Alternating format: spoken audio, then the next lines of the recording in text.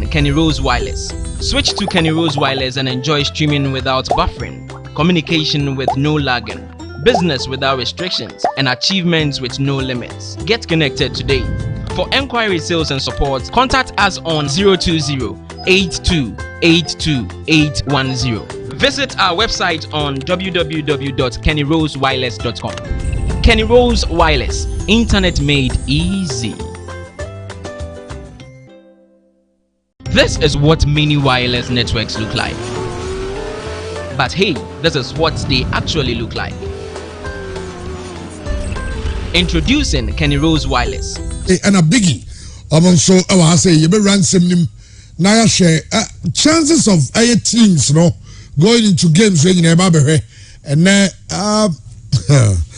and a game of the day, they Dortmund, Manchester City, game, and I'll be anymore. Say you ever become home.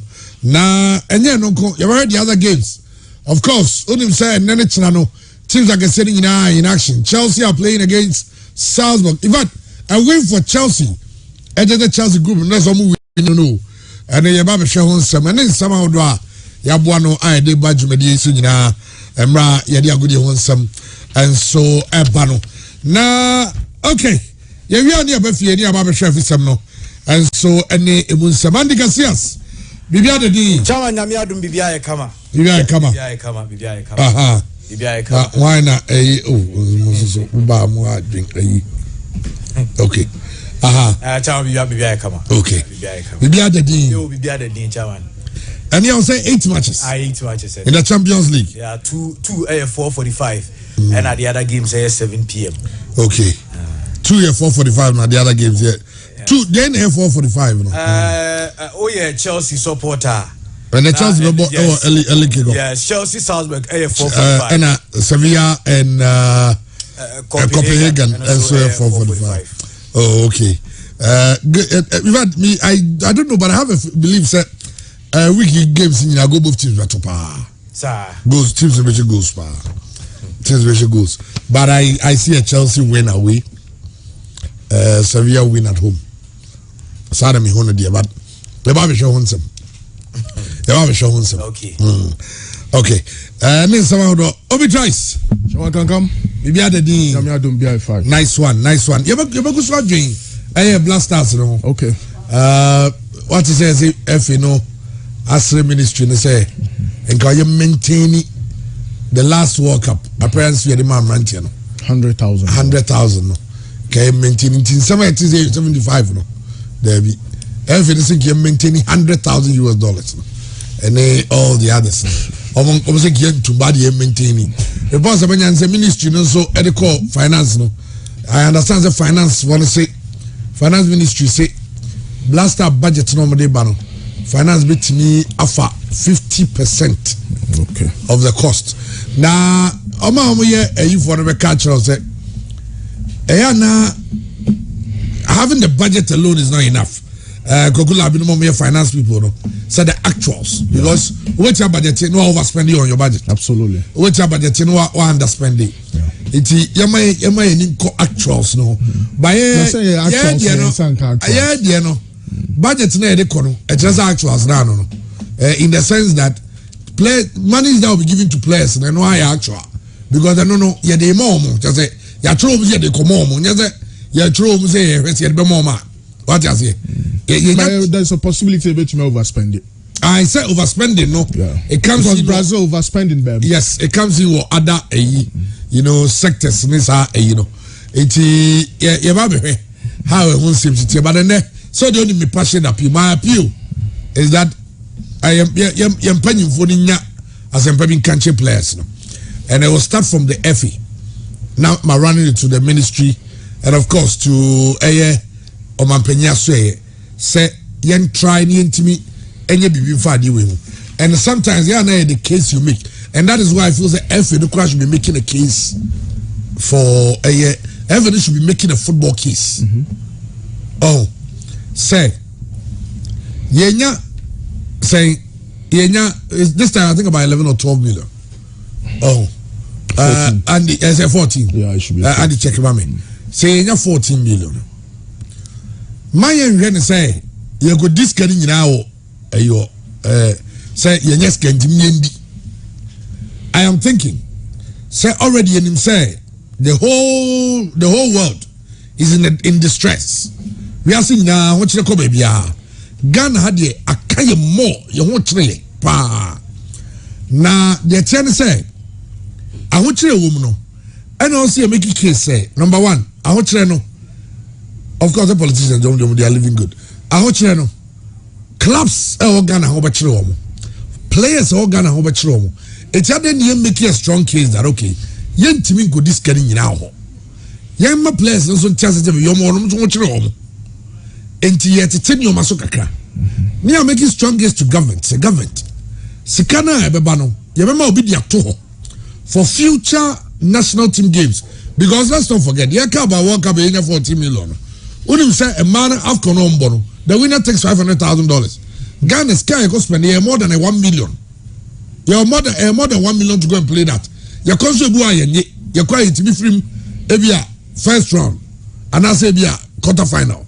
a chance if from quarter final then you pay $175,000 they are spending 1 million it means yeah all those things should be factored now make a strong case and you remember baby at all then the rest will be pumped into grassroots football the local clubs now say you can't every follow. Sometimes I wonder if Omunya club will be a a Drew Black Star Sika, say World Cup Sika. Okay, Honorable Epia Sena Dansua, was it the 2010 World Cup? Yes. Can buy almost you F4 hand you over my ministry. So date you name the Omodis Scania. Sound Komoa Chamaudi, Yadia from 2006, 2010, 2014, Russia 2018, Yentumianko. World Cup appearance fee no dear near dear. Drew stage you are because of the lack of confidence where if any no be brainers you say was a buying edge ministry no so gia ye hu ba bi ekosi enti I mean no you are doing to yes but senior system ni city no den so be monitor be bi scan be fine all of that but yes I perfectly agree with you but again you need to make a very good case to these boys because I'm so Australia for crown around $238,000 or euros per for appearance fees and also me more teammates and all of that and we are aware of the sort of investments or more other nations no a day more players just for this World Cup so yes there was a phenomena argument to government because it's evident our local football no struggle and a perfect at least 50% of the World Cup appearance fee the various investments of FIFA local but the government will also make the argument say, okay this is a national team for the period of 4 years I prepare for the World Cup qualifiers friendly matches and all of that buying so the make investments kakra so now buying person also cash in on this sort of lump sum na FIFA for the my in common we are cost for well over almost 12 years now and we still maybe we have to make reference to the white paper Justice Jamefe Committee Commission of Inquiry almost some kafa situation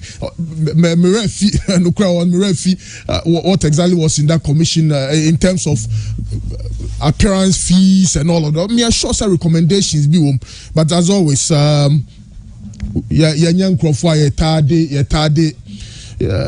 Commission of Inquiry reports so we have a long way to go, but I guess I will certainly cross that bridge. Well, the tell me because I don't say the black girls is fucker. Yes. Yeah, the local, yes, local guys. Now you say omono per diem $100 a day. And a qualification bonus of $3,000. Okay. And at the moment. Yeah. For the say omobo how many matches? 2 matches in the qualify. Yeah. 2 matches. Until that is $6,000 qualification no. Per diem no, everyone's like if they come here for like a week, that's $700 each. Yeah. It is a players near players and officials get 30 grand. 30. You are looking about $6,000 by 30. In fact, let's not forget that the head coach and the assistant head coach need to double. Yeah. It's a baby $6,000 by 31. Yeah. Your father sir. And Urianwa check it $700 by 31. And so now the air travels, hotels. Those things we spend money. Yeah, let's not forget, so I'm qualify for Chan Yagoba. Chan, the winner doesn't even make $1 million. Yeah. So it means that you can spend about $4 million, get into qualification and everything, and go and play the tournament without getting anything back. Absolutely. And America say and I understand, say, all these people on our executive council, no, these are rich people, these are business people. If not all of them are. I know, say, most of Dr. Randy Abe, Dr. Tony Obeng, Mr. Makado, very learned people. Yeah. And so the school kakra, several BCG metrics, or business portfolios. Any example? Your star businesses, that are dog businesses. For instance, your star business is the one with the biggest market share and the biggest appeal. Yeah. And Yaman's Black Stars is our star business. Yes, our cash cow. What you say? Because everyone say your cash cow after our star business. What you say? Now, Yamra, the other national team, they are the dog businesses. Absolutely. We get nothing from them, but we are supposed to keep them in business. And you need to generate money from star businesses or your cash cow businesses. Then, because Black Star they are star, because a lot of investment goes in, and we are supposed to get a lot of money from it too. Absolutely. What you say? Yeah. Now you didn't watch Shenke to and say, because look at the league. Mm-hmm. The winner of the league takes $30,000. Mm-hmm. The appearance for one Black Stars player at the World Cup, they are looking for $100,000. Mm-hmm. And please, let's look at Obi Connie Staffer. Let's look at Obi to say, come on, boy, your friend say, Afenejan. Afenejan goes to play at the World Cup. He gets the chance to play at the World Cup. Afenejan, you come World Cup now, Fanta Ghana. Say you spend it, you bought your 3 matches now, and you be free mukra. It means that we are spending about 12 days. That's about $120,000 for Cremonese. It says can we for Bema Cremonese for Afenejan or buy. Ghana Bema Afenejan $100,000 for coming to the World Cup. So yetimi bo matches ni nyina ne yan qualifier when you 100,000. Per diems between $300 to $500 a day. So spending 10 days, 300, that is $3,000. All the BG. Now, when you say Scano Echo, in a matter of 10 days. Plus the 100,000 appearance fee. Plus 100,000 appearance fee. The winner of the league, after traveling to Brekum, Doma, Urevanse Kotoko, Energy last league, and as a Hasbrook the season before. Hasbrook ball how many matches? Ball matches in every year. 34 games. Traveling length and breadth of this country, paying players and all that. They were given 30,000. No, maybe point is said, does this sit well with you? So now, who did 30,000 share will be some no? Going to ask for 100,000 for one player. Does it sit well with you? Why don't you look for a plan? I say we go to the World Cup and make enough money that we come and share to the Ghanaian Premier League club. Sir, yeah, Mamu Kakra World Cup so as so fast 1 year. Monjena move red team. By the there, I didn't say Yonkodi. Now, you have a Champions League. That's what you have to train. By the way, listen, I'm very passionate about this issue because you say you're more 100,000 in BIM. 100,000 Christian, 100,000 in 2012, 2014, I say. 4 billion. 400,000 Ghana cedi. $100,000 today, 15 billion. The argument can be made that if you had 100,000 Ghana 4 years ago, $100,000 into Minto. What you say? But and net the hardship in the country and everything. Of course, it's not by no fault of the players, but we understand them to be Ghanaians. Let's not forget, they are Ghanaian players. Amunye foreigners, they are Ghanaian players. Until we can make a case for them to understand. But $100,000 for each player. Now, what's the ministry somewhere? They say 50%. Yeah, ministry, the finance ministry, I understand, so almost 50% no meeting me. Now, if the budget no go. Oh, now what about the go? Okay. World Cup budget no be work doesn't go even boy. Nti akono Matthias. World Cup ni ekono you go aka ayo next 2 weeks ya na eko. Dem bese Matthias budget ni ko. Eko minister ahwem. So mbetua 50%. Ministry no for the budget no come finance. The ministry wo gia. Now they call finance. Yes. Now finance is right through say if you also resist resist can. But finance I understand second for atanoma catch say you bet change 50%. It's not like till it is not like it is almost they can make available even they can afford 50% of that. Then the ministry and the FA should look for the 50% akano. And I understand that now mama start engaging GMPC. It's only GMPC can say GMPC and sponsor. Now, I don't want to convince Abemu Penivonians. Oh, welcome. You had 14 million able. It is a woman's kakra. You discover back. Inti Argentina argument in say yes, spend a percentage of scale kunyan walk up. Sibenya 40 million. Your budget should be around 7 billion. You are going to spend 50% of the total money you are going to get at the World Cup. So you can say we are going to the World Cup. You say benya bear 12 million, maybe 14 million. See, a World Cup benya bear 14 million there. You need to say a certain percentage of the amount you are spending. Now you need to say the cano. You need to as a mindset the bear day. That's always been the case. You can't spend the appearance scanning in ada. You buy na bayaji. Say buy buying some farm football for ni. But Obi, I buy na boka true qualifiers ni na. It na chairman make argument say you can't spend 7 million na can.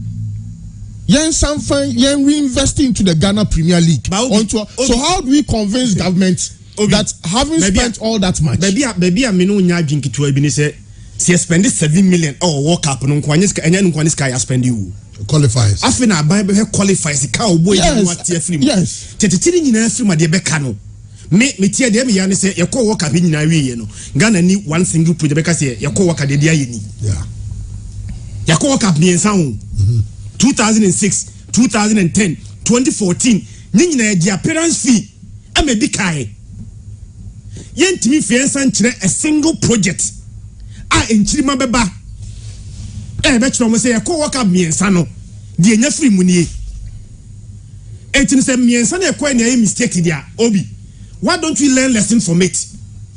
Said there etwam na twam entimi reverse what happened in the past ti de etwam na twam ko but work up we nko ade si e ko wie ne spend be 7 million out of be 14 million no na buy titiri de kanye kam enya be maybe 5 million bia o mani nyina nwu se de koye one single project bia that be nkora ntiri meba we can point to them say work up na koye even though say koye bia yankoya de but at least something monumental is there to show for it. We must begin to think about that. Government will also make the argument say then I'll be kobo qualifier fufro say World Cup no njai ko then I'll be say abofufro nti ono so be say okay and me discard it to kobo 2026 qualifies na nam the amount but hono unless a right to information bill no activity now but even that information you will not have it. Chairman. Well, and the 2022 this is how it's going to be group stage. Of course, you said each country is given I think 3 million to prepare. Yes. Group stage, no from group stage you get 9 million at year 12 and Ghana you get 9 million. From round of 16 you get 13 million. Quarterfinals is 17 million. Fourth place you 25 million. Third place 27 million. Runner up 30 million and the winner takes 42 million. And you know the breakdown. But where you can say as a country you proper dialogue. And as young kind commission report young revert it. Yes, Uncle kind commission report. I'm sure said that I'm gonna make recommendations of commission report. Say blasters I are bind there. It's all the blasters eco leverage for any money biana. Sponsor to be also back come back to the bra buying. And now court tournament to be a band sponsor who yet to be a free one. They can buy. I remember very well a commission. Why endorse that? It's make us say Christian also a proper engagement. Say it's because FNE make a stronger business case to government. Say, listen, you're not careful. Ebeka krano na sika clubs the chama viva chama clubs no. I'm on the clubs no one edge free Ghana. Yes, I don't know say me can say I'm on the clubs no one edge. It means we need to invest in our local league too. Well, Andy Casillas, Brahman, na UEFA Champions League games. Oh, no, minimum say, would you be Romney? Said your neck. Madison, so ABC Ako. So, Andy. Okay, Chairman, the UEFA Champions League games are Ebaso and said Edika no 8 games and Ebaso, but early kickoff no Salzburg versus Chelsea and Ebaso. But okay, Champions League at the end, we don't break it a crabby. Who's they say no? Obviously, Bank of Ghana is dealing in cedis. But I say Blaster be a $100. If they say young cannot cedis. Oh. It's the same thing. You see, I just say you can't dollar na the cedi. It's a dollar no unpredictable. A bit me, but say fluctuations no. It's say but for money. It's the same, and the black market rate is 15 point something. Okay. It's what everyone say. You see interbank rates no. Official. Interbank rate no 13 point something. Okay. The fan 13.5. So fan 13.5 cra. That is say 100,000. We are talking about 1.35. Even 13.5 billion. And you see from one player as a appearance fees 13.5 billion. Can 1.350 million Ghana cedi. 1.350 million Ghana cedi. 1.3 billion. Now bonuses no 15,000. 15 no. When checking the 15 by 13.5. And also 202,500. It's only 2 billion for a match Makubia. In Tianona, and only rate I can it. But say, Mamma say, can see no. That's the city rate. Okay. Yeah, quite Champions League. And now Group E games no AM you know that the early kickoff now Salzburg versus Chelsea. Now yanya Dynamo Zagreb against AC Milan. But Jaraba boy now a group table na kakra na you said you see it and what it means a win for Chelsea and a draw for Chelsea and a defeat for Chelsea and Chelsea are very aware of this game. But once again, Chairman, and Chelsea training. Yenya Abrantia friend said Khalidou Koulibaly training grounds. Now manager friend said Graham Potter actually say Khalidou Koulibaly problem. Come on, respect no nyame adma Wednesday and also Thursday Chelsea training grounds. And the Chelsea game on mobile Ediatia Bobo friend said Salzburg. Once again, Koulibaly Ubashan so a game against Manchester United over the weekend. When but Chelsea manager Graham Potter actually say on him say and a big game at the match Chelsea because we table no so Chelsea leading with 7 points. Salzburg on Chelsea airboy and no Etos Milan with 6 points. AC Milan 4 points. And Dynamo Zagreb also 4. Was your meaning sir? Our group no be to qualify. Yes. Obia have a chance of qualification. Yes. So a win for Chelsea will mean qualification for Chelsea. Yes. Right? Yeah. A win for Chelsea will take them on 10. And hopefully a win for AC Milan will take them on 7. Which will mean that Chelsea are top group. No? Yeah. I'm qualify because how many AC Milan no? Head to head Chelsea share and it's good for Chelsea. Yeah. But problem about with Chelsea attack. Said attack need to produce goals of late. Bread with the likes of Obama. Of late didn't they? Say last game he say Nankoi. Not 2-3-3. Okay, almost AC Milan. Yeah, almost AC Milan. 2-2 you know. No, 3 back. 3 back, 2 back. Yeah. I don't league is almost 3B. Yeah, I know almost 3B. But also game against Manchester United. No, the reason being that one say Raheem Sterling. Omo pe Abrante na sem. Sa daily mail for long trust I don't. Omo pe boy na sem. Omo pe Sterling. They don't like him. No, let's be honest. Raheem Sterling go to them and him omo can say why flop flashes and the last time here can. Yeah. Oh, back at the ball from here. They omo man look like generous one. Obi to diamond mamia. Obi asem. Say Raheem Sterling is then the pressure but 2 boy in Zuka. Almost say Raheem Sterling and Casa position where Chelsea team no could left Adia channel or right. No, I don't play. Chelsea way talking complaining. Almost you know. Almost the pressure but 2 boy in Zuka. Chelsea are playing okay. Only Manchester and I lose like Manchester dominated the game in the first half. But no, Chelsea almost snatched it. But before Manchester normally Brentford about 0-0. 0-0. It's because 2 games, no matter one. I must say one. Yeah, that was even. But then that's a goals. Wabra, the 3 previous, the 4 previous, no. Almost about 10. A honor consensus no, and now can say if you are pressure no more a branch of friend Raheem Sterling, but almost starting raise here in German. Where omu table na said yes here can Chelsea with 7 points, Salzburg and Chelsea and Salzburg and a boy a game no me a first leg no Chelsea and me win this game no first leg no 1-1. Oh, Stamford Bridge. And the chances for Chelsea and of course AC Milan and so any Dynamo Zagreb.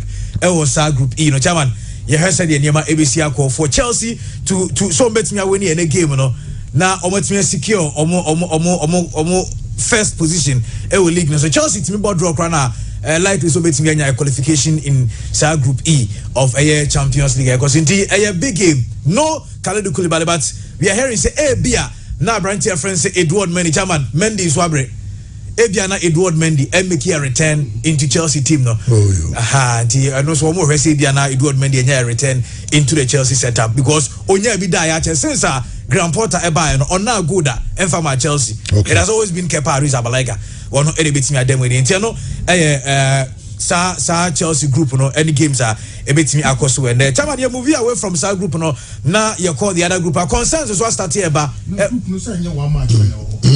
AC Milan Zagreb and also Macan was it. Well, there be no Chelsea didn't go on Chelsea didn't go on.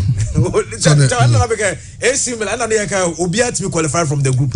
And AC Milan so Dynamo Zagreb. Almost the 18 Milan so chances so meeting me win here. Now Brighton say AC Milan win Emma Salzburg Chelsea so share Salzburg. Milan even a chance of qualification because almost about 7. Emma Salzburg elusu to Chelsea about 6.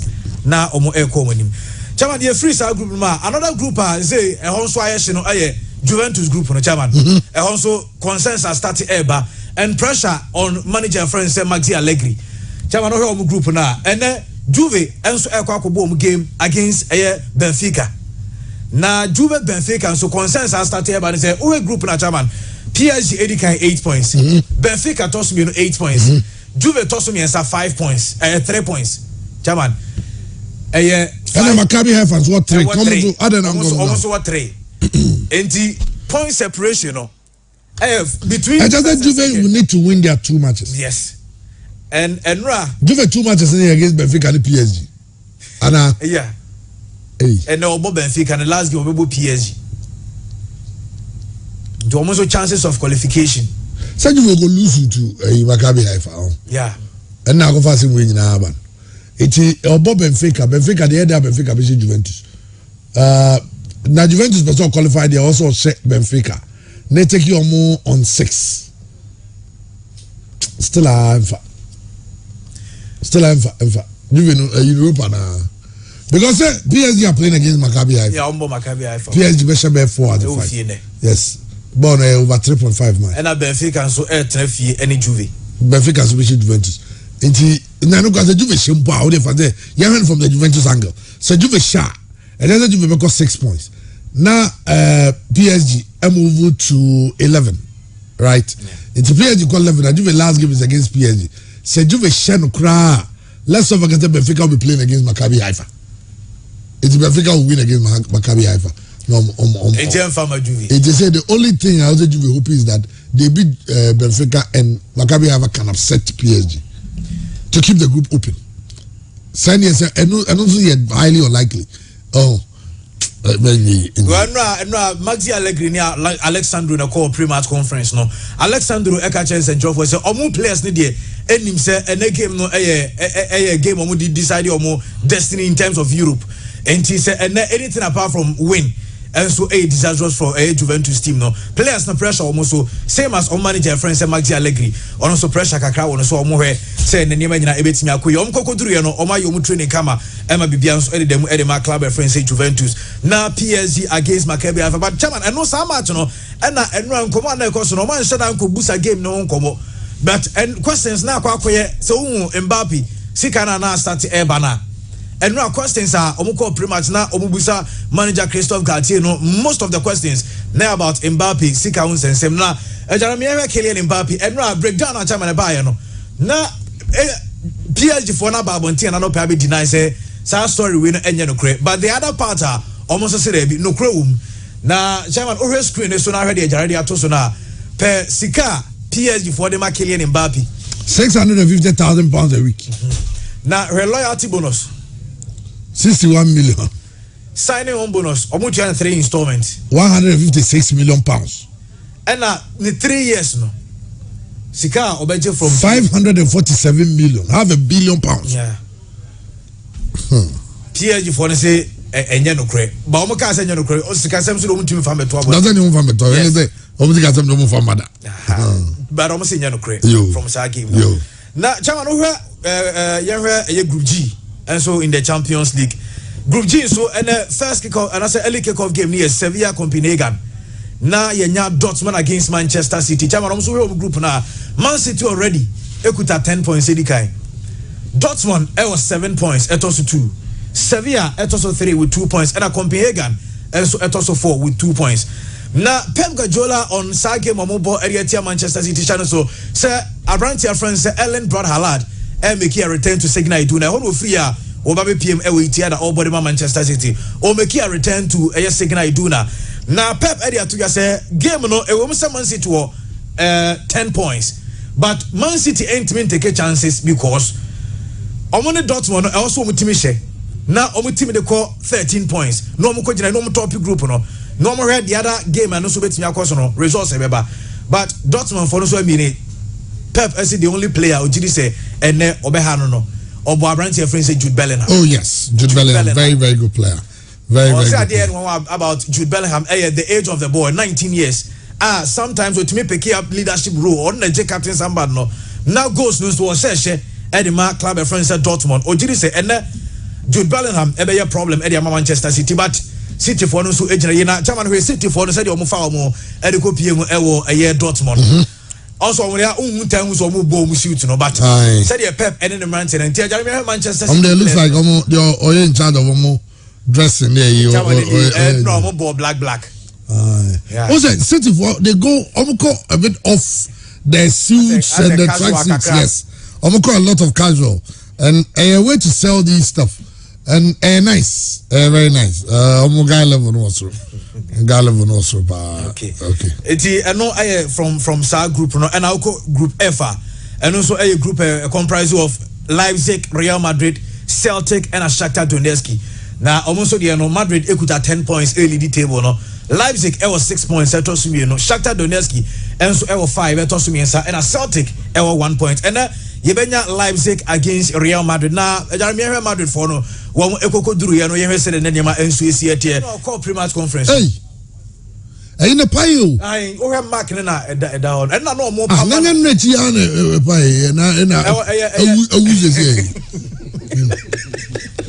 a Champions League. David Thomas. Yana. Nenino the still Mujada. Yeah, Mujadasu. But I didn't say pie. A yaw. Also pie now straight from the last week or the last week? Champions last 2 weeks. Last 2 weeks? Yeah, Champions League game now. Hey, but he is but they still now. And then the sorry live on Facebook, appear from TV. We won't say now 1G TV. We won't say in the Moja that side of but me the day would Obi I did it 2 weeks ago.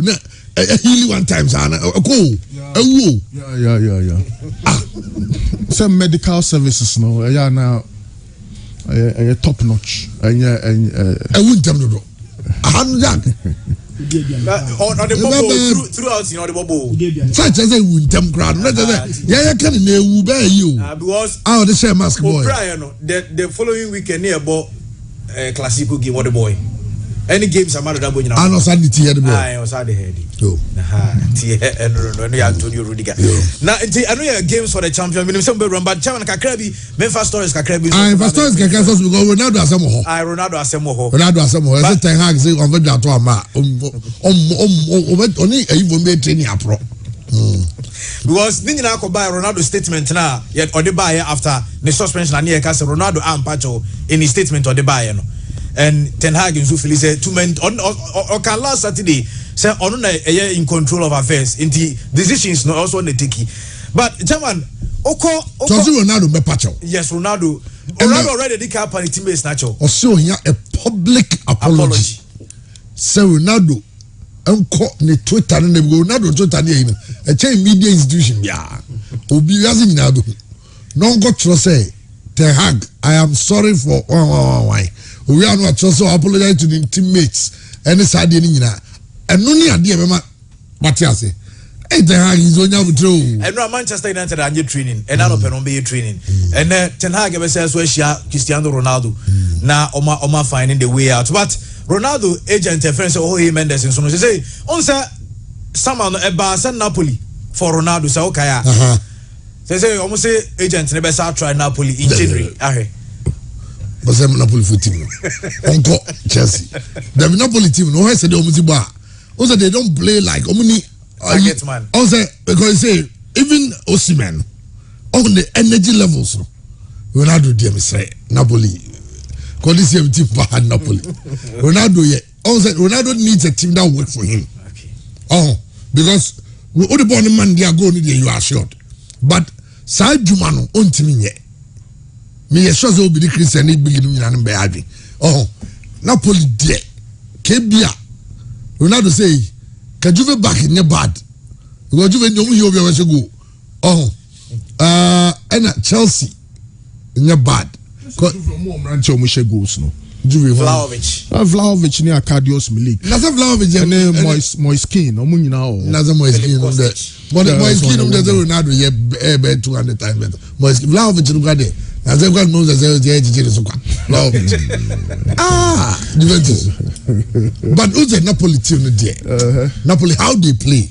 Oh, who's the all round? Every player is working. Yeah, but Raspadori in a bon nine. Enti anka ono so betuma backup no Osimhen so Osimhen ye first striker, Ronaldo ye second striker na Politano ne Kvaratskhelia the more pretty from the wings. Now Ronaldo but Ronaldo will stay on the Americans all the said you born is it so even Liverpool boy yeah. So Roma yes Roma yeah they are working a team that everybody's running everybody's enti Ronaldo because Ronaldo cannot give you that kind of work. Entika Ronaldo Nkotima, the players will work for you. They also they are working for you. And say AC Milan never won. AC Milan on your bad. Because Olivier Giroud is standing now. AC Milan on your bad. No. Don't, I mean, you're sort of, I'm not going to get him wrong there. I don't say Ronaldo is a fantastic player on any day, but he needs a team that will work for him. Say, because of energy levels. But yeah, the ball in Mawa, you say, we are short. What I say? It will just say team is AC Milan your bad. AC Milan and then Atletico no ko in ya. On your bad. Chelsea. Oh, baby sir. Yeah. Chama look at say say me be raise concern about La Liga so on be strike. Ama league no on be jaibo. Na ni nyina ko ba say omo say omo akwa pass lobby in Spain na Emma clubs omo wan just on be Super League no omo ntime embo. Na chama na no pay report e ba say how be tabasa communicate to 42 clubs in Spain. Na simu 39 ajatum say on Thursday after Europa League you know ombeshia na oma take a stance as to say La Liga ombe jaibo ombe strike because of a new law na abane diaba a stop teams on person mo Europa Super League and as European Super League no on person mo no so omo say Thursday and have your tabas in penfo beshia top class no 42 clubs na 39 and ajatum so ombeshia on Thursday na omo deliberate on Saturday say bia next weekend yenya La Liga games and so betin akoso and mame final story we so abrantie bia ya Madrid supporter chairman na oya Madrid supporter ejare mame hwe abrantie Santiago Sanchez na ira na wayira na busuafo say okra omo say onante akokata for the World Cup. Now the last time omo ten kan na abrantie no air cross border of Iran and Iraq. Ura Iran no muntenenka. Now so what muntenenka we do this you almost waira. Unanjakoi. Kata say nyango. Sao ma dey on the bicycle. Wo tam to ade so. Now we all kono na ho boa on. Wo tam to ade so no matter. Now wo be to bicycle. We all kono na ho boa no de kono ne ma nyina na bullet na o twe kono. Toms wo duru Iraq ni Iran border. And I was a 14 because I will be Dubiano or Free. I was on the bicycle, no Nantigo. All corner. The cameraman here, the cameraman is not for the cameraman to come. Camera for including Atticum and on Nanti. Over those on Nantia, do be a Daka. Oh, Pana camera for those dying. It's also just as I say on Nantica Crabby, I don't want to you know, baby, I'm not a Daniedi. Now, now, until also on Nantiaco Kata. Odu Iran no muntenenka.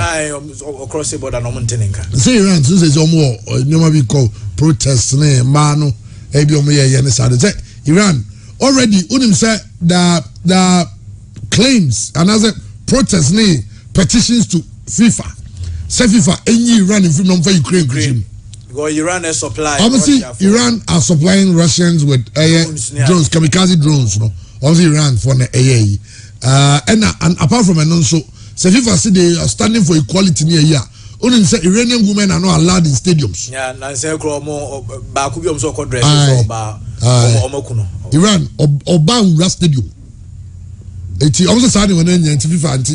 It's putting a lot of pressure on FIFA. Let say the mistake. All right. Yamre Champions League so be.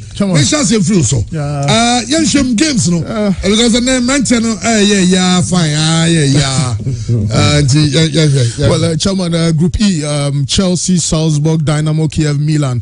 By a game I was say pay attention because the last game Salzburg for the boy, you know, Ghana near branch Lawrence Ejekum no wafa or Siakani because almost may see a lot of central midfielder Susage, Calpedo, almost captain Andres Ulmer. I think he's the oldest, no, not the oldest, the second oldest player within the setup on Sunya available. So my concern is about say Neso. Omne Storm Graz na kwa 0-0 senti na no se Lawrence Ejekumbe sense ya kind ya na chese ye nia yetumi ahwe abrante ne modemo but again so Salzburg RB Leipzig Omuko Onano direct Metasic Ono billionaire 75 years so some of these guys will be extra motivated for said game at least to Ombeja Omuko ni run it was worth 25 billion euros so weekend dinner Australian quantity Leipzig against Madrid, Salzburg against Chelsea will be a different ball game because some of these guys are super motivated. In the game against Storm Graz, RB Leipzig ball 4-3-1-2 formation and Obeka Chelsea against Manchester United 35th minutes and coach Graham Potter take a bold decision oyi Kukoria free Mark Kukoria free made Mateo Kovacic about game no nya sa stability was central because now it was not midfield no mu hakakra because now it was Bruno Fernandes, Casemiro and in Fred na enya sa numerical superiority enti so Aubameyang Kopresia na Okopresi for example Aubameyang Kopresi either Lautaro Martinez and Rafael Varane na koja Casemiro na Casemiro ni nuanom so controlling midfield na Chelsea ni obi o press Casemiro or some formation from a 3-5 to a 4-3-3 no nya sa balance no central midfield inti biom Salzburg for no be sa central midfielders miensa no inti be how Chelsea will react. Will they play the back three or they play the back four because our central midfield no idea but who Salzburg team na no aka Noah Okafor waka Damu Junior waka SeaWorld waka just Kyle's guard waka Ben Seko. In fact in the game against Strasbourg against Storm Graz no Sako free bench na by one starting game so I'm pretty sure say or you're fresh for this sort of encounter. Now yes, Salzburg are the youngest team in this tournament, average age of 22.1 but you cannot write them off because of the lack of experience because more boys are pempi no more person more hate the limelight into the Man Cities, the Paris Saint-Germain, the Real Madrids, the Uniteds, the Liverpools and the Barcelonas are monitoring some of these boys because at the end of the day relatively cheap and you fix into your team into extra motivated for such games. But it's important to note, sir, there's a Strasbourg, there's a Salzburg side. Course 7 games in European competitions. Yes, unfortunately, the last 4 matches but nina muno almost crano apart from Calpedo nomine Susic no Messi Messi star player free Shakhtar Donetsk Fernando the goal involvement in 8 goals 4 assists so a player critical to the setup of RB Salzburg. But again, this is a Salzburg side Milan ball draw. Almost Dynamo Kiev will fear. Into South table now, no was 6 points. Or goal difference of 1. Chelsea was 7 points, but goal difference of 4. Obe Pesa Nukremunye, Obe Pesa and Konuso, Obetumenya. A favorable result. But again, almost 6 points. Omanya this season because Salzburg for no. I had 3 draws, that's 3 points, and a win. So 3 plus 3, that makes it 6. And a team who the whole season, be it in the Austrian League or in the Champions League, they've not lost at home. But again, there's a Chelsea side with so much quality. Yes, I know. In the game against Manchester United, who Mason Mount,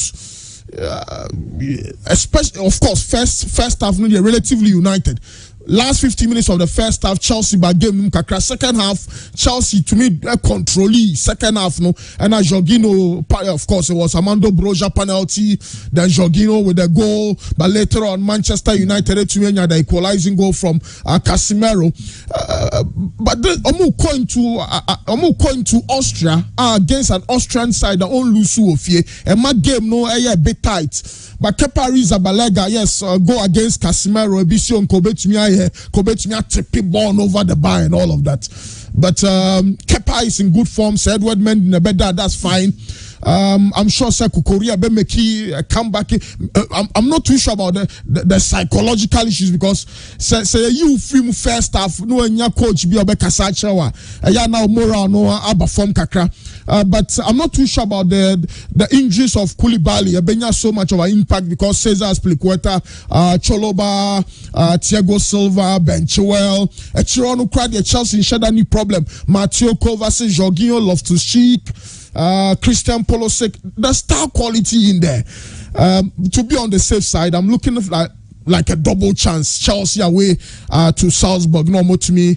At least a draw. I was say Chelsea not drawn, but the back 3 or the back 4, how you control? I said no, but control is our central midfield, no, and then we hear Papa. But I wish counter-attacking football because say Milan will quality or bet me attack you. And to send your Dynamo Zagreb boy against Chelsea, no, I did Thomas Tuchel, a man who no. It was basically about counter-attacking football. But Stefano Pioli Suji Tum say your team one no crack. Defending strength and a counter-attacking team. I don't know because now you use the control mentality. Attack you all right, but you're careful. Search problems kakra able to me abetro.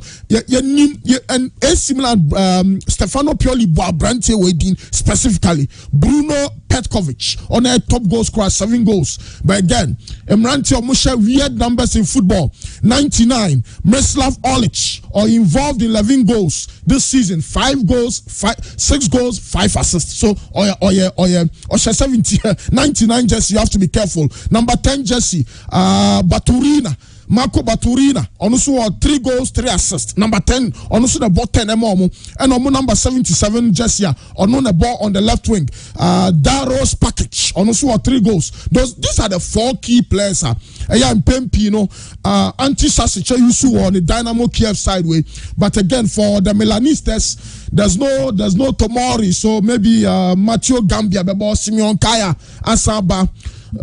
Captain Tio Hernandez. Unfortunately, there's no Sergino Dest. But again, the stronghold of this Milan side is almost central midfield. No, Sandro Tonali and Ismail Benessa, fantastic players. So unya Kronic numbe kamu kradia na chese ama agrono aso any papa. But again, let's place on record. Since 1967, Nakabi of run in the Metropa Cup, Central Europe is the first European tournament here, but way back in 1927 thereabouts, Austro-Hungary Empire, no, Central Europe, Italy, Poland, Croatia, bossa tournament. No. So since 1967, Dynamo Zagreb have never won a game against AC Milan till date. No, I are now their current records no, but such a team where make Dynamo Zagreb like Salzburg, lose in all competitions. Only careful. They won against Chelsea and they drew 1-0 against RB Leipzig. There was a Milan for near careful and they said the first 20 minutes of the game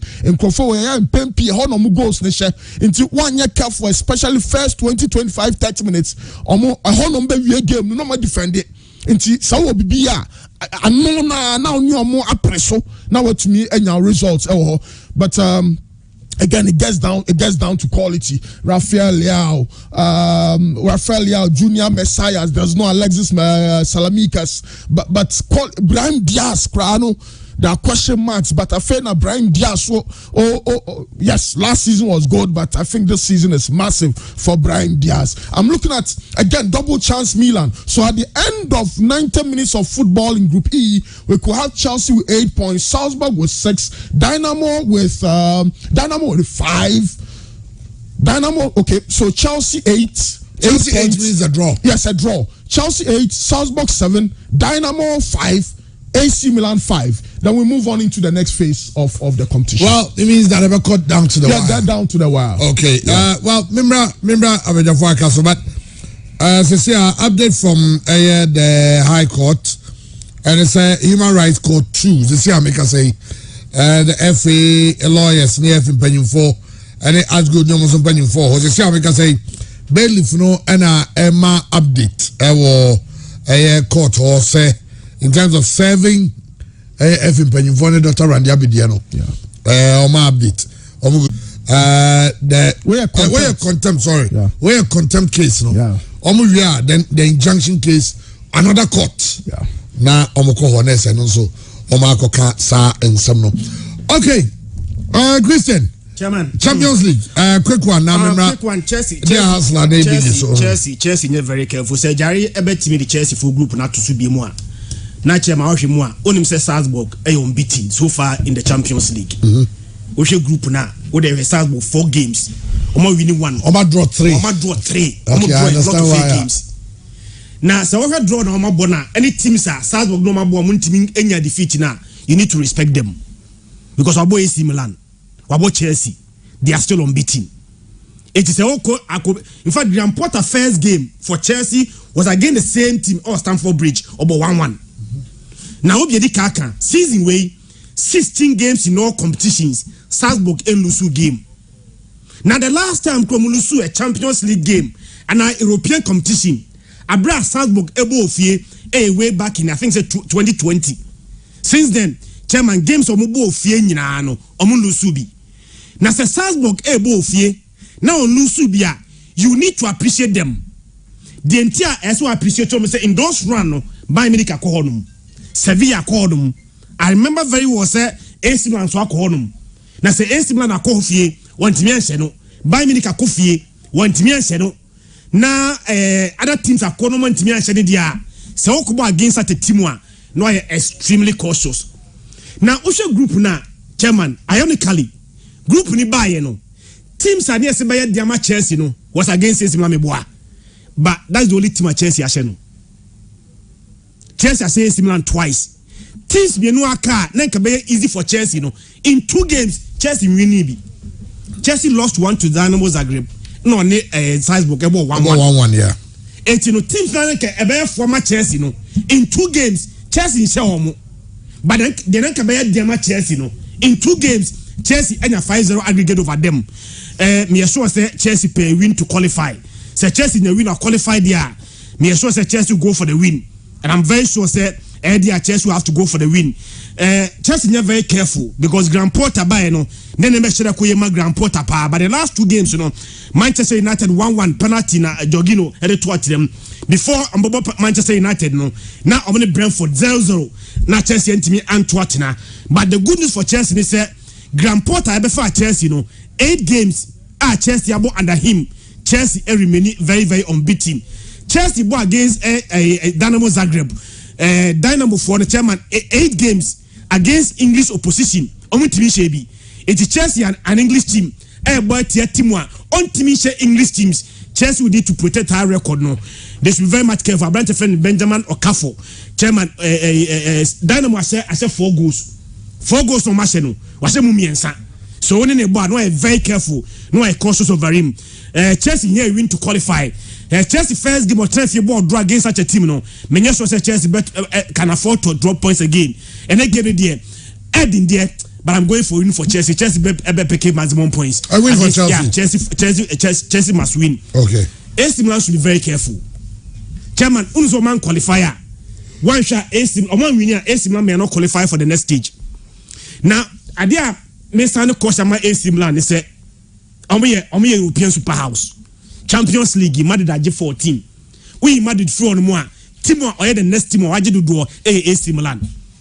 But chairman, last year, for the first time in 11 years, AC Milan edges Serie A.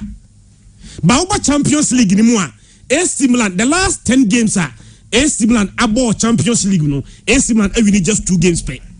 Last year, group stage AC Milan free move. Oman very careful. Nene, Oman pick winner for the second consecutive time. The second most successful team in the Champions League. No, best team group stage. Now, Osha domestic footballer, in fact, Omo yadie. Me kai pass last week. Last week, you almost share Monza 4-1. Before some share Monza 4-1. No match Verona by 2-1. Before some share Verona, Chema no match Juve by 2-0. Almost share Empoli 3-0. We had league table now. You see, almost second to I think it's Napoli. And we are just 3 points behind Napoli. They are doing so well in domestic football, but Champions League na bono. Chairman, almost fair very well.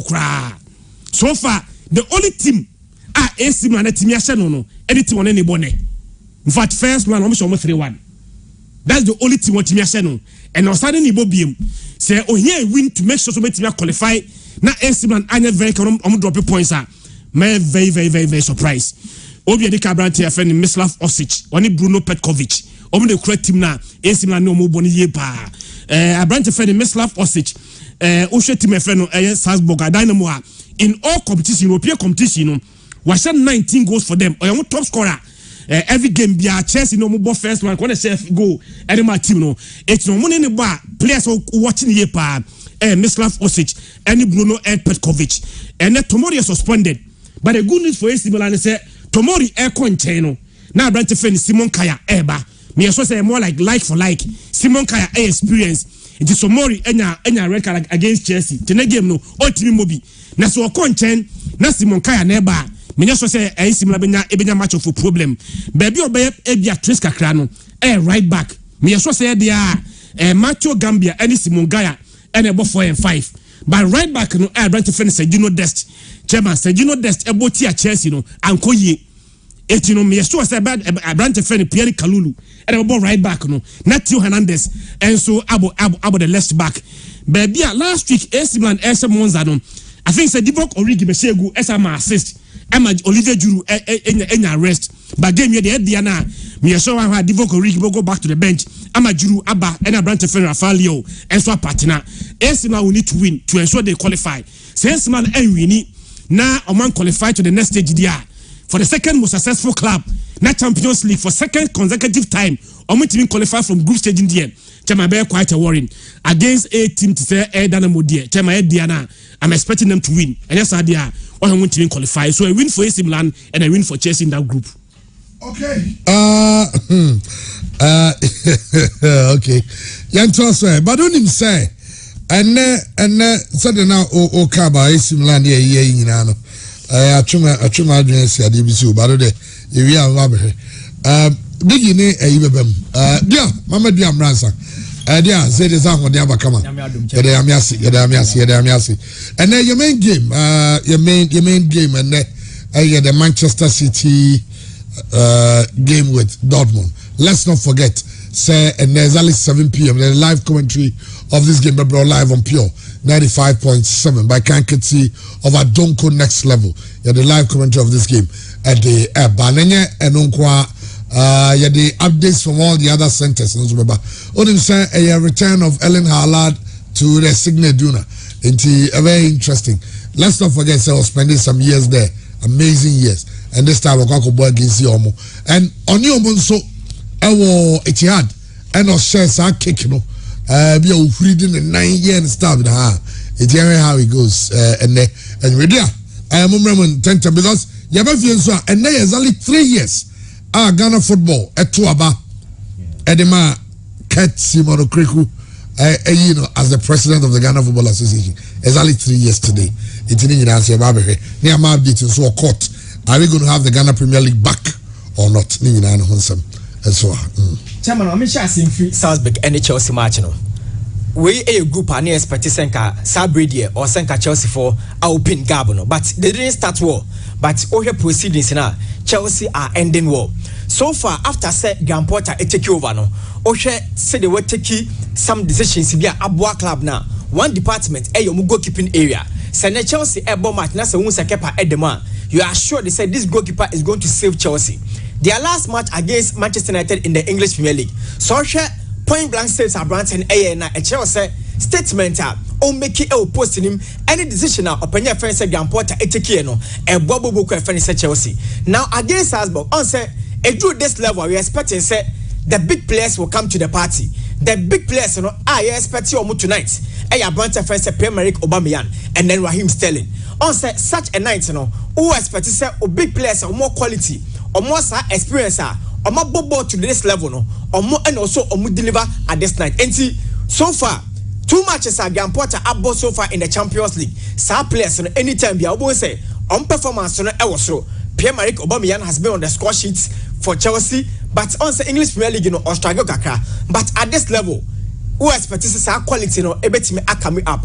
On my last match no boy no man who sa combination between Raheem Sterling and Abante Fese Pierre-Emerick Aubameyang and then you expect say sa chemistry ne ebetime awaki so wo e de matime Fese Chelsea. Chairman says our 2 players in Entima Agreta for Chelsea. A bit difficult say Bobo Fese Chelsea ebetime ashego. On say this time around Onyanhu the set of players will bet me especially in terms of formation. Say call for the 3-back and now say call for the 4-back. On some matches be already the opponent no started with the 3-back. Matches be or opponent no call for the 4-back. Now this time around we are expecting say Chelsea bet me a control midfield ni against Manchester United. Oman control midfield especially for the first 30 minutes. After say Omo substitution Omo Mateo Kovacic eba no and now we say they had a ball progressor. A player betima for ball no a peke ball no ama Abante Fese benchiwo ene Abante Fese Cesar Spiliqueta asaje for the betima masa incisive passes any sa crosses no. Now we expecting say Mateo Kovacic all those or a doubt for there, but in such games you need to perform at the highest level. I was at Chelsea it's me any the dinner results. So in this match I'm expecting say Chelsea will win by 2-1 or by 3-1 against Salzburg. Okay. Chairman, it's over for Juventus. A bad day say Juventus beat Benfica or Portugal. On say omu winning match crowd hoda and head to head Benfica et me a winning sa match scene now.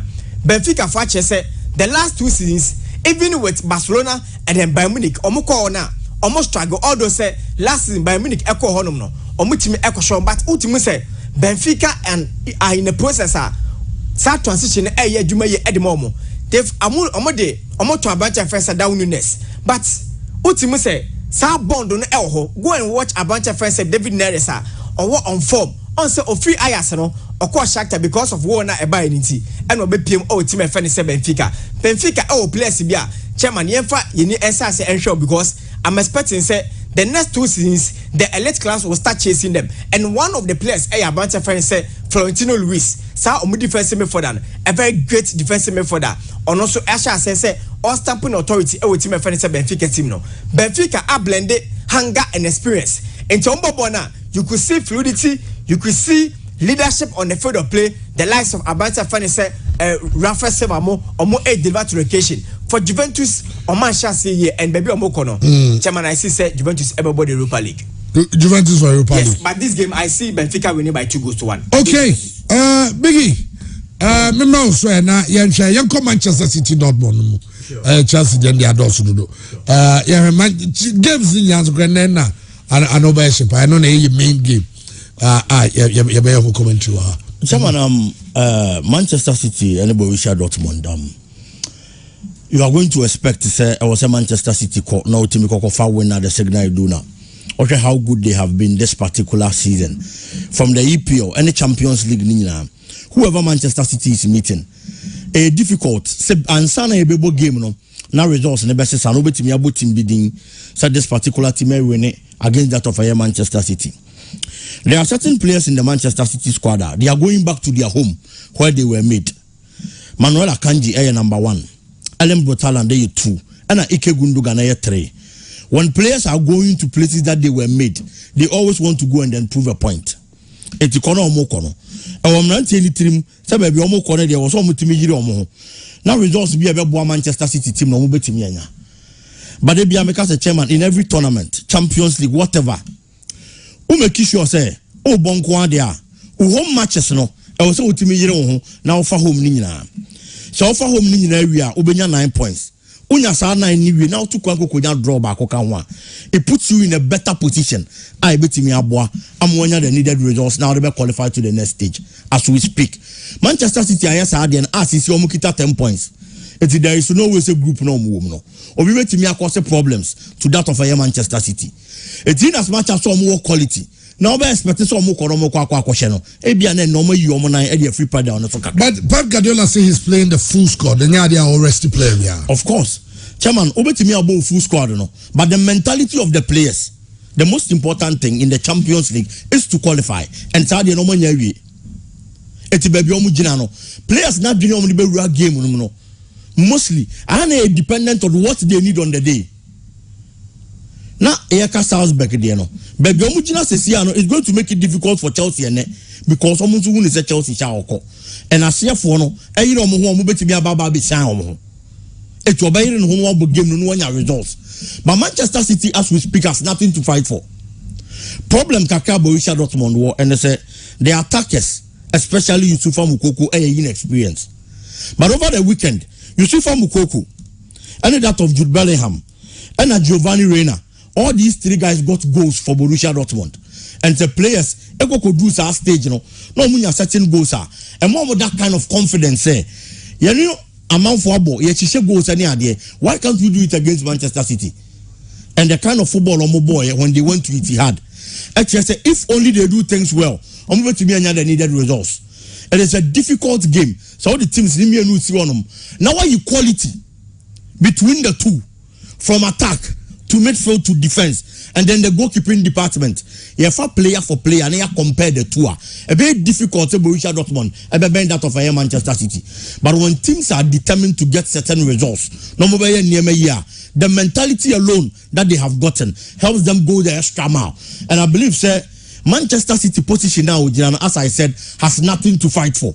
Even though you say Pep Guardiola team always has that mentality, so only they be up. But I see Manchester City taking their foot off the pedal a bit, and I'm bet me about Borussia Dortmund. It is going to be a game of goals.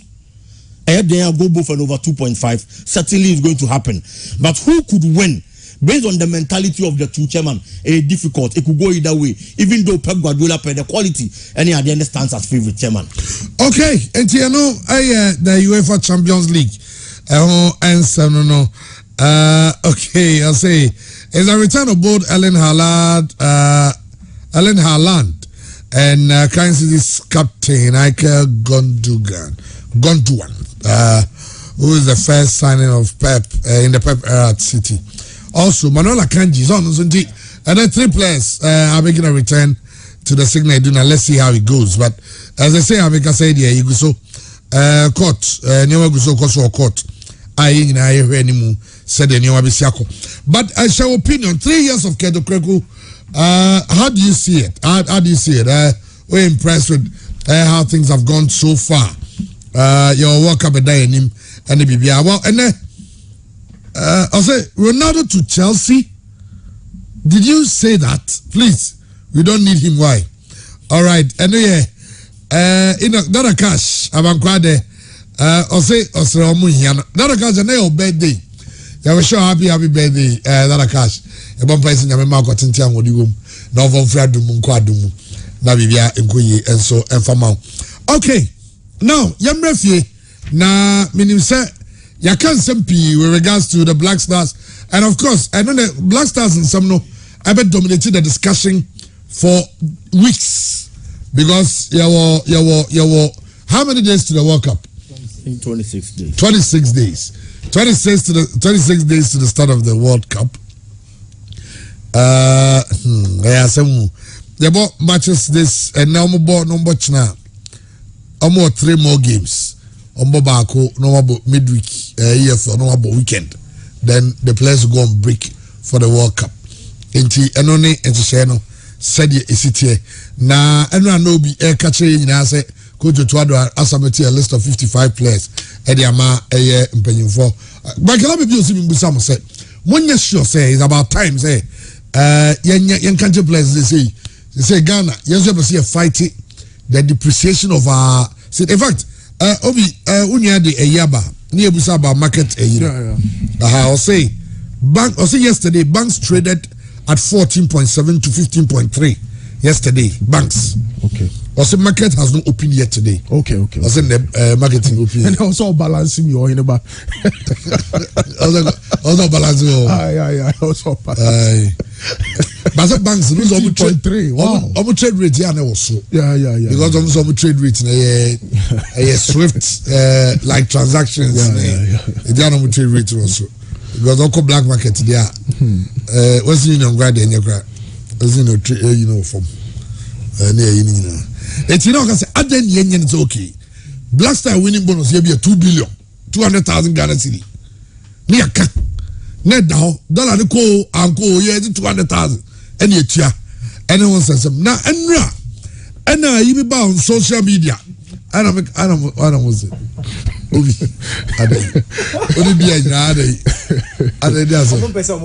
say Black Stars players we a man of 5 billion. You can't say you. I know person mo betting $10 there into convert na check. The same thing will be so so 4 billion. Almost 4 billion. And no person bet it. So guys said 2040 almost say Adam Central for Chichi Mama is a jump for money in a kebi. So a Ghana Fusika. A Ghana Fusika. Now for Shaku we. Now say a man $30,000. I was 1 year. 1 year say. Onye. Now baby obon size can oje. Manaf no bo baby on you send oje bosome. But yet me can check players and say no aha no emu eden. Enti sika na enie o mo ajai. Blasters yentimi nya ne say de bia no yaje ju omo so saa chairman yaje ju omo so dodo yaje ju omo so dodo because no chairman had there 8 years ago the president of the nation then John Dramani Mahama was say I have left office to see you no be make sure say all resources will be available. That is the same comment from the current president. Say almost make sure say all resources will be available for the Blasters. But COVID by I know Blasters blessing go on must send video break and for say muntina fi munye say na the sumu yeni suo but this go play mu komo but I want you buy no omo kaye adene say do say kobo board ya yen for man sika nyina ekoba Blasters the president of the nation and to me I can't tell me say no ahokyera ba someone to the budget of $21 million and come up for beer also menya $7 million almost scanner 6 point BB okay 7 there and the Cameroon forces they are going to IMF almost acquire IMF I could pay bailout because they are also struggling and obviously they cannot spend that money but they are telling the Cameroon scanner I go work up binyano and where bina almost bina inti yeah can say you been just can't you spend the cry and you know almost can be but almost 21 million $6 million 21 million 21 million yeah, up to the final some years our budget now yes to the final but no crown also what so they about 6 point something inti yeah we be answer the number chairman me say on say African kwani was I we say no even Western and Central extra for 130,000 we or Jeddah for ni Morocco ni Egypt or mo kwa 130,000 we but aka some few days to the World Cup afa ni ye dwene ho budget ye take commission ya to akwene ya fanye bibia enti afa ni ye be dwene ho sika de ko now there's pressure on them say so with the budget of $20 million eba bontia Ghana for be kan wasem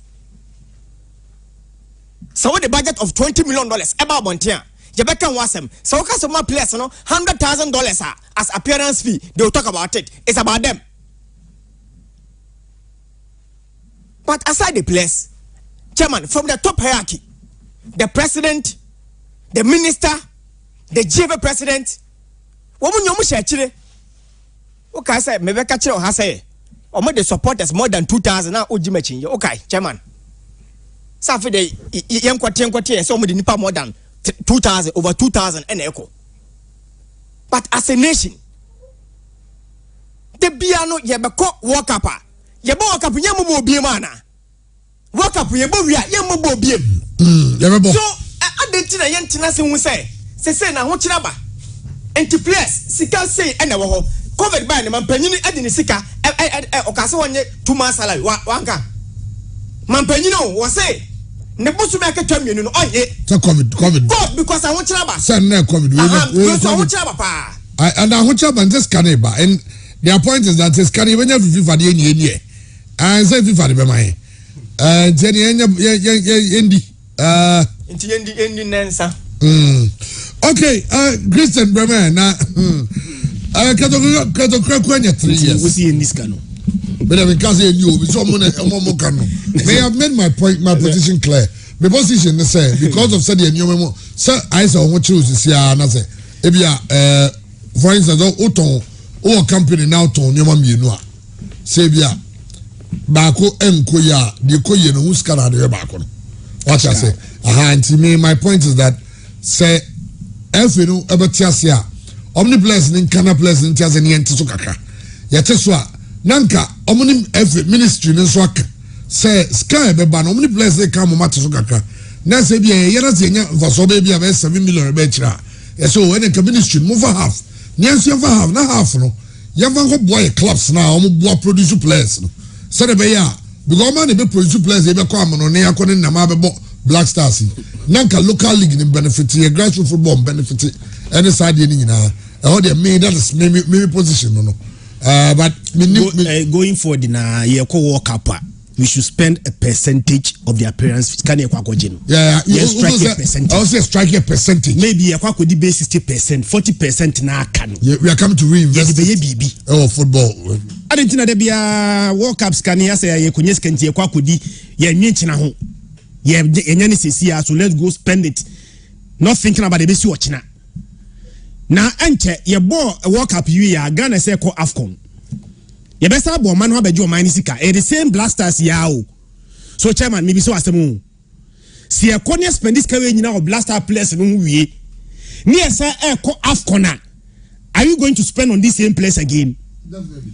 Which means in less than 2 years one shot each blaster player e be richer over $200,000 potentially be crying inside you. Does it make sense? Say in 2 months, and I let's say about World Cup year, the following year about AFCON. Yeah. Yeah. 2020. Okay. Yeah. 2 years time. Obo World Cup year na World Cup in Yamianum Krini. My obi no no ni ensere. Yentimi nkonkoji. By a blaster player beko World Cup number potentially a round of 16. Every group stage near Befie. But player no call World Cup about just group stage no all free World Cup no mrefie no crab $150,000. No boss a tournament ni we are 2 years later yes say call AFCON and yes can yakodia manasa ni esa ko pro man sika e de ko bo AFCON chama yanwi china ho enya last time yebeko World Cup ni me bo mpa say enya last time yebeko World Cup no more ye kwa ni bia no. Let's begin to think. See, $50 million. $50 million. No, we are going to spend maybe 60% of it. Well, I know, Papa, somewhat interesting. But it's sad how we make it look like the money is from government while it's from FIFA. Again, a footballer deserves what he's giving. Agreed. Nana Samoa, Papa Samoa, my brother. The money is coming from FIFA. No problem about that. But let's not forget. It looks like money looking like the World Cup tournament.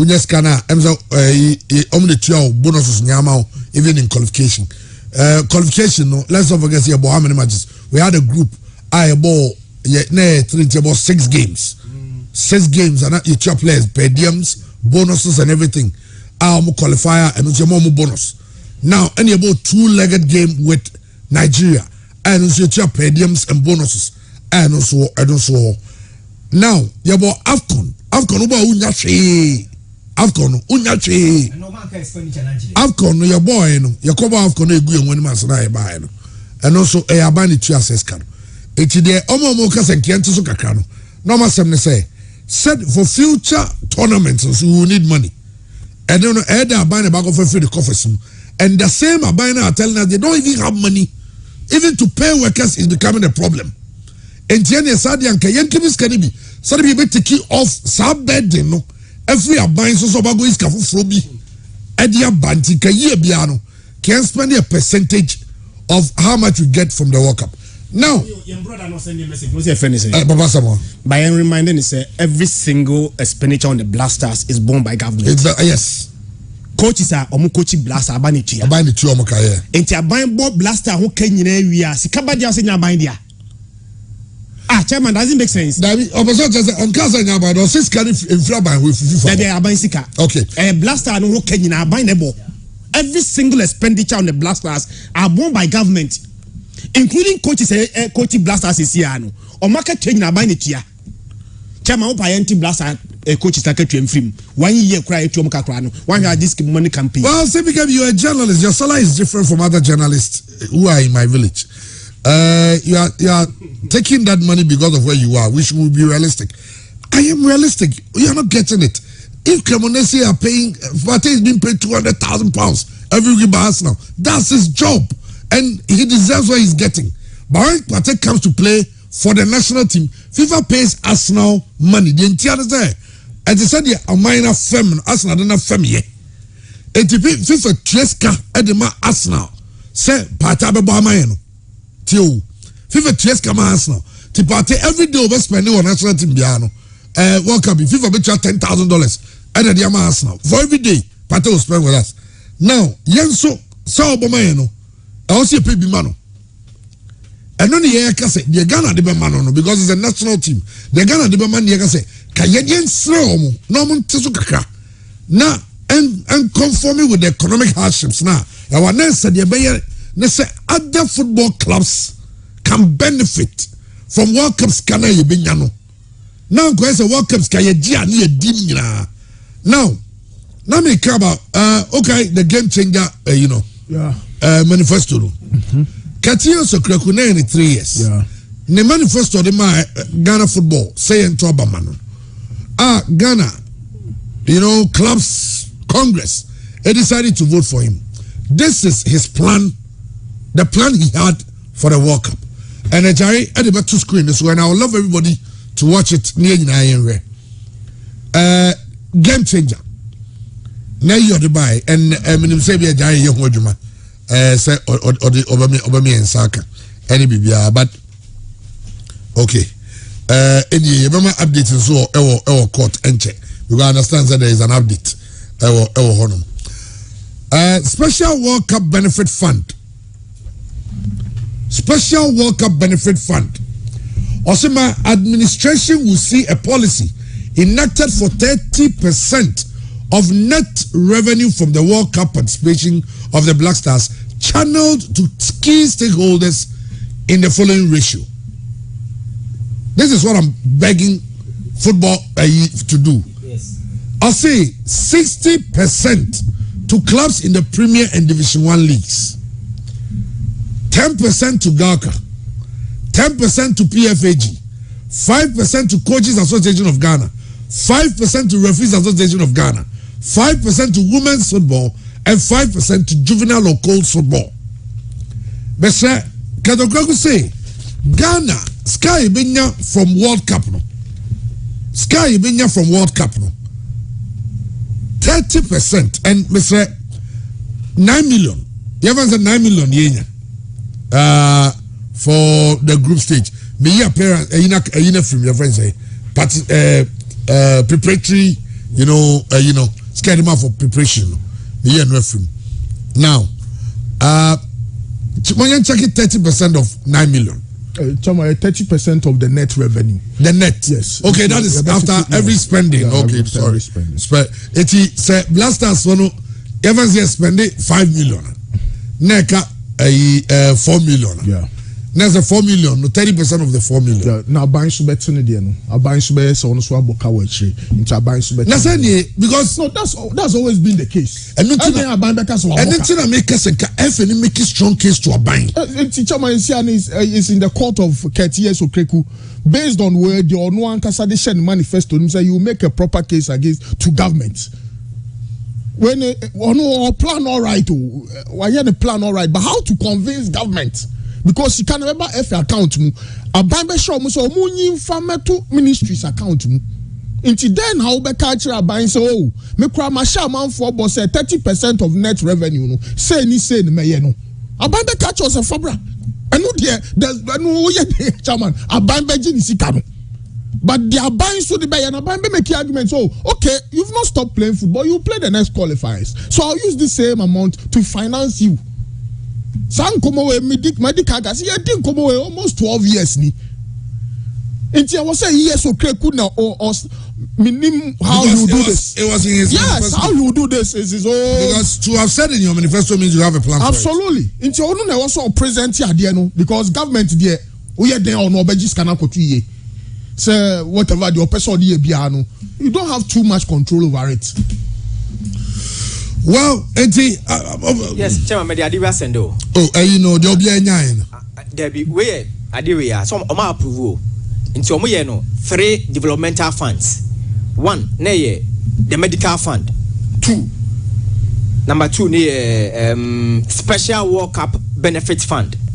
And then the last one is central fund. Into we no Oma approve 2 years ago. Into we expecting say can be ban said they no be can and they abino because even before the minister can say every match every qualifier they spend over $700,000. We have a central fund, a medical fund, and a worker fund. Yes, that is not what Kedoku told people to vote for him for. 2, he said, "Say, obeye adiebema key stakeholders." He mentioned per percentages, and this is a matter of politics. People will hold you accountable for those things. Chairman, under the special worker fund, all these things are there. Jamaican say, but said your kind.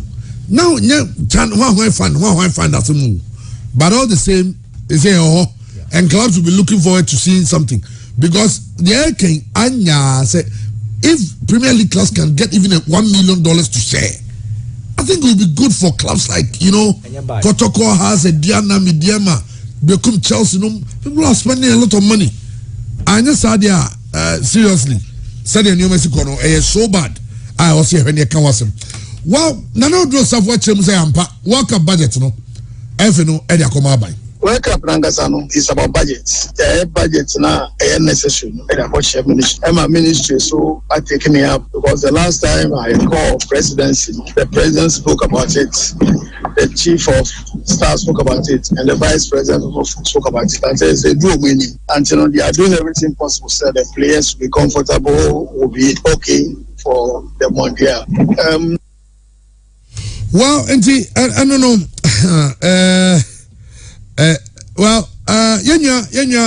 Collins Atapuku, they are told us. I got in touch with 3 majority MPs who told me they were dismayed to find out the finance minister paid almost $800,000 to the Ghana Football Association just last week. In spite of all the challenges we face, the money covers their expenditure in the Brazil and Nicaragua games. Brazil and Nicaragua games now. I'll say the finance minister has paid $800,000 to the FE for those 2 games. So nothing has changed. Yes, Commissioner. Commissioner of Inquiry and Brazil game na global tour.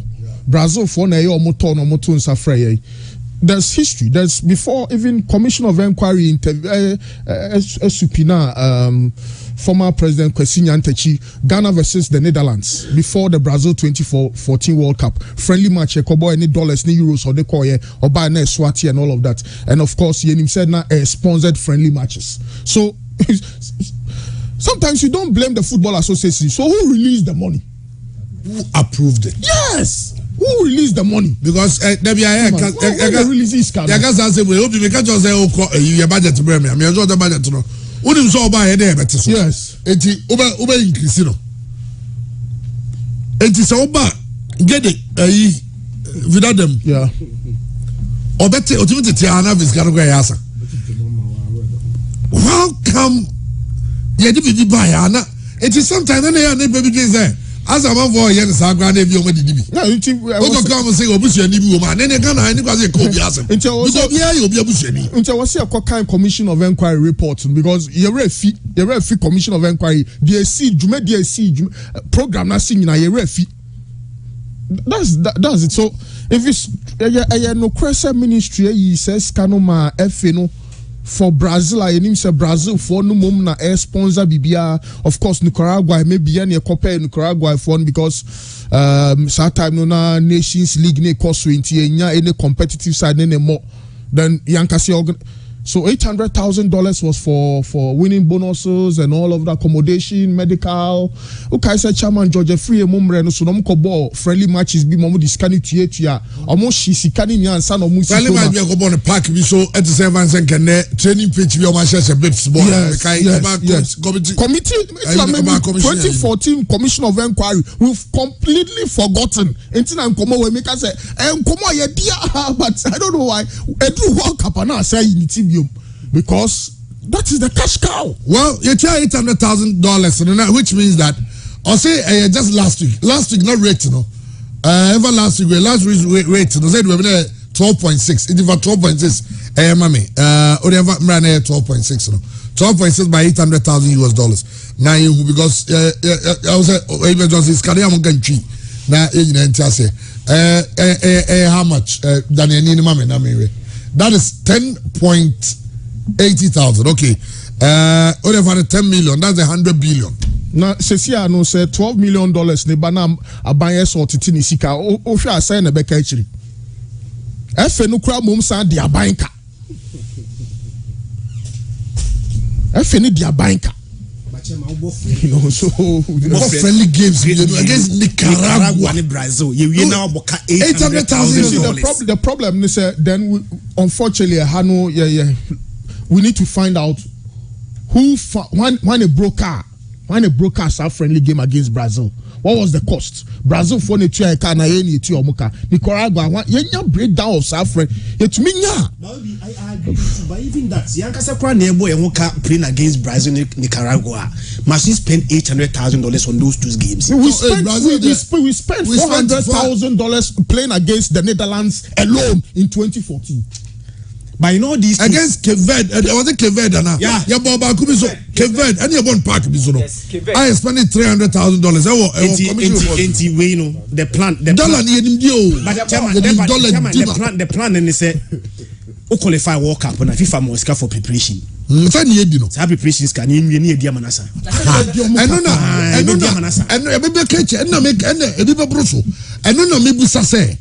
Who amongst the people who are running our football and now our ministry and Abusumesika Onyano Odininya? Because Unyeska, you save some of it. And until the makers sky Viva Ede Mayano. Mayan Dininja, you're making sure say Jacka Krebia. You would say investing back in our football. Now, see, if you have Brazil money to play them, it makes sense. Must you pay Brazil? They cry the 8 wins your muka. And I mean, say Obi, the emphasis index in the worst case scenario. Yeah, Brazil. Now Nicaraguans of the Nicaragua money before you play them. Ghana Nicaragua Bobo Bola is a Nicaragua foka before you play them. I say also to Yanika a friendly match. That's what I call Belize or yes, can't call Belize or Kojiska. It's when we are playing Brazil, we pay them. Yes. Then we play Nicaragua, we still pay them. That is a friendly game. No, that's not to Yanika. Kotoko Blaze or Kojiska. Match bi o ni say ofre kra na watueska. Against Nicaragua. Against Nicaragua. Nicaragua friendly match no. Yes. And the man who so to adu more form. What I'm trying to say is say Ghana fair Brazil na see two omo kan any omo friendly matches. Even if it is $1 million, you can understand. But say you bo anu na wi. Na e bebo any other match bi o ma. Nicaragua mom na was ofre Ghana say bra na mo friendly match na mintu awka. Enya Ghana na was ofre hold on bigi. Nicaragua o mo bon ko ba bia. Onu tournament bia. And I walk friend. Oh na wo hia test. You got me? That is what I'm saying, sir. We shouldn't have called Nicaragua in the first place. What you need? Then I can't say call friend wine. Countries that would give us that kind of competition. Now Nicaragua and then the level. Biggie Nicaragua boy no one who say to add more than money for more. Nya ho na expose give Ghana no competition, but a coach no. We are missing 2 points here. You're mixing it up. The first is that no was your match. We have been giving money to prepare. Money to prepare, and we should prepare. It's just a bit friendly, friendly. In all fairness, let's be fair with to the FA. Omo friend Nicaragua. Brazil, they mean said they Ubika say Brazil a world tour because Brazil decided they want to play a lot of matches. As I know about it's Brazil. They acquire so you know Mamu from Hoka. Na yeso enye die ebe Nicaragua de no so ye mo kakra ene ne omo boy but when all this conjecturing is happening because the full details are not given. As your man your father say ene so manya ade bi ogo kapegana fo be som edi ye fansie ye ko baba ani abeka se ye ko di zei and the person I voted for to go to parliament and seek for me right no any what I'm due no so be defend the constituents no any all other people who have voted into parliament no they sit down for these things to happen because they are supposed to call it out so we want to see the budget you are taking to the World Cup then we discuss at the parliamentary level but they can't do it. Do you know why? You do know why? Because World Cup no parliamentary candidate will be giving a slot so for about 3 bread for about 4 bread and that is where we are. But the Americans say preparatory money over so saving be into okay preparatory money no yenye bibi be spend about $1 million because you may say $2.5 or $3 million and then they spend $2 million you have 1 and 2 3 for you from you look at because you maybe at the beginning of Hanos you have $2 million we trade never to go to World Cup never come about not Ghana football necessary because we went to the World Cup yenyeska but Kobrani could discourage nama they say we account never cost through because say Switzerland match in my Switzerland match no go asema ba ho because when want to say Dubai for say omu group bim 20 African countries say you know me mabiem tourist visa no matwam they say wow apply out there catch agency for you know say omu refuse catch up some Dubai they refuse they say almost say 20 African countries and that's it. Ghana, Sierra Leone, Sudan, Cameroon, Nigeria, Liberia, Burundi, Guinea, Gambia, Togo, DRC, Senegal, Benin, Ivory Coast, Congo, Rwanda, Burkina Faso, Guinea-Bissau, and Comoros. The ban takes immediate effect.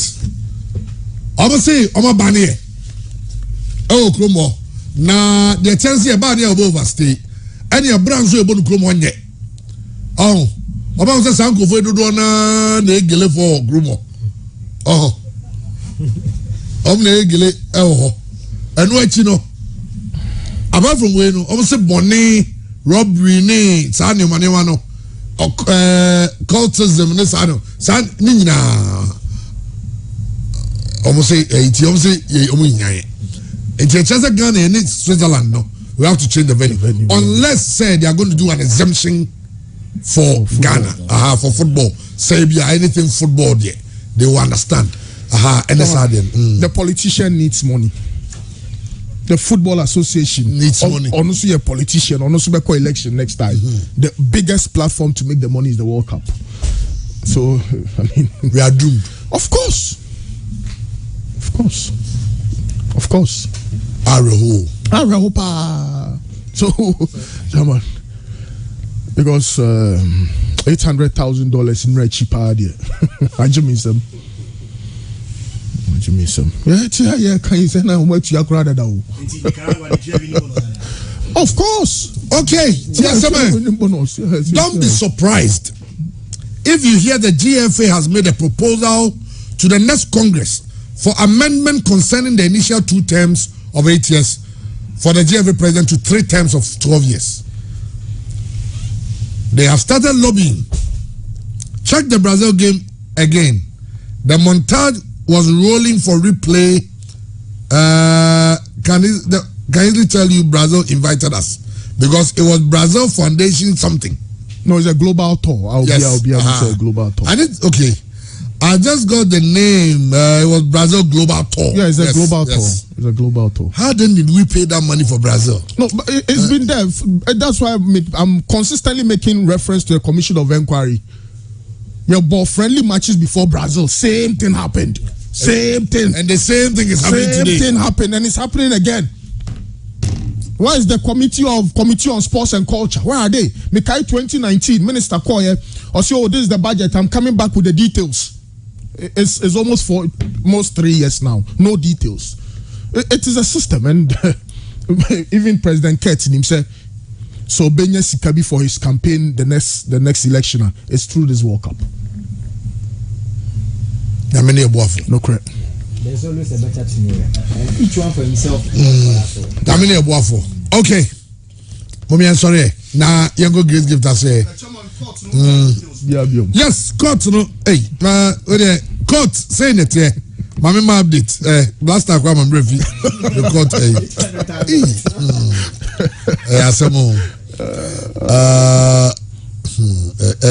Yeah. Well, Omara second court, human rights court for the injunction case. Omara, but this is the bailiff. Bailiff, the no court to own the journal. Okay. On the journal, live on Facebook. Now you want the TV on the journal. Go be key the case. Say only one or several Dr. Randiabi. Okay. Inti Omokika and saying the case has been adjourned to Nyame Aduma Echna. Okay. Omle Kochna say then Dr. Randiabi and his team can also cross-examine him. Inti Chna and also Ebebasunti. And no yeah the contempt case no. They say Omoko human rights court 1 for the injunction. First no more human rights court 2. Yeah. It's only court 2 or call 1. I heard you go injunction no. Near say bet me year free so I'm your boy league no matches kakran and can World Cup. And now say still the Ghana Premier League will remain suspended until further notice. Okay. You have an in Grace get have a say and you're going to come up.